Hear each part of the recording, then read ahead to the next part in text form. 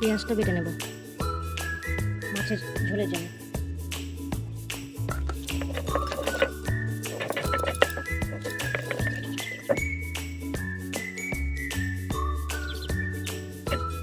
আদাটা বেটে নেব।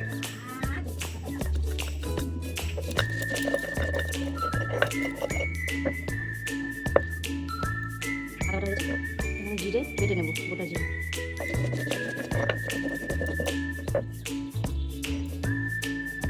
আমি এখানে মাছ নিয়ে নিয়েছি। আমি তো লেজা খেতে ভালোবাসি, বাবা এটা, আর মা মাথা খেতে ভালোবাসে। তার জন্য তিনজনের জন্য 3 রকম মাছ আমি আজকে রান্না করব। এখানে নিয়েছি পেঁয়াজ বাটা, আদা বাটা, জিরে বাটা। এখানে নিয়েছি টমেটো আর কুচনো পেঁয়াজ। এদিকে মাছটাতে আমি লবণ আর হলুদ মাখিয়ে রাখবো। লবণ, হলুদ সুন্দর করে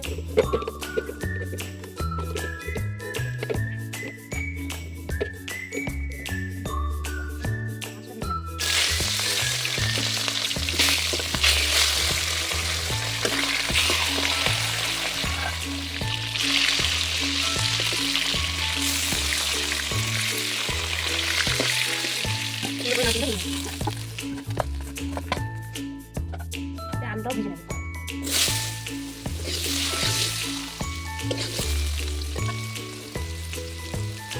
আমি মনে লবণ লাল করে ভেজে নিয়েছি, এবার তুলে নেব।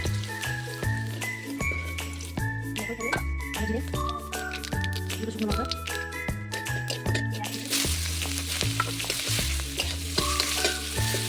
পেঁয়াজটা হালকা লাল করে ভেজে নেব। পেঁয়াজটা লাল হয়ে গেছে, এবং আদা বাটিটা দিয়ে দেবো।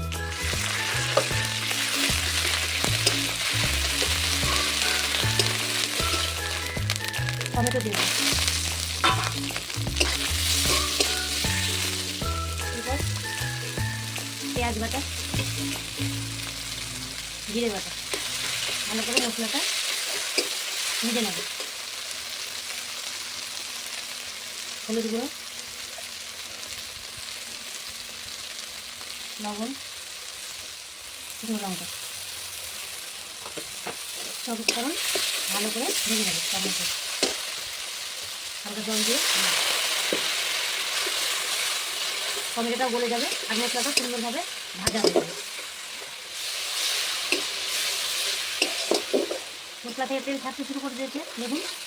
এবার ভেজে রাখা আলুটা মিলিয়ে দেবো।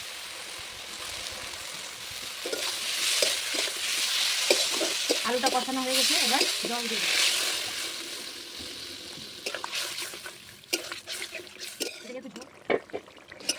আলুটা দেখেছি মাছটা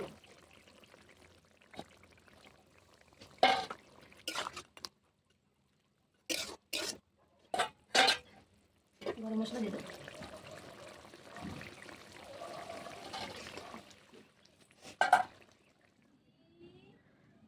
তৈরি হয়ে গেছে আমাদের মাছের ঝোল, আলু দিয়ে পাতলা ঝোল। 3 জনের জন্য আমাদের 3টা মাছ নিয়েছি, বেশি মাছ করিনি।